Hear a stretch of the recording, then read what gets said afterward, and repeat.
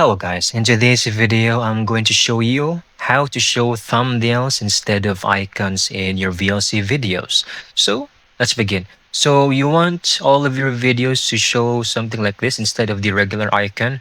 Uh, First, what we need to do is go over here, click on view, and then on the right side click on options. Okay, then go to view, and you can check this. Always show icons, never thumbnails.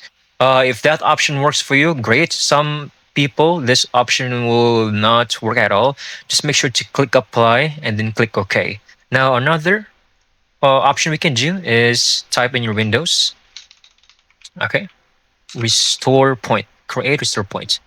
Now, over here, we can go to advanced. Okay, then on under performance, click on settings, and over here we should have show thumbnails instead of icons. Okay, make sure this is checked, click apply, and okay, I already have these unchecked, so I'm fine.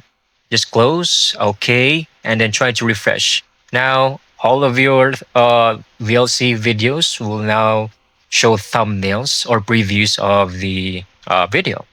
And that's it. I hope you found this video very helpful.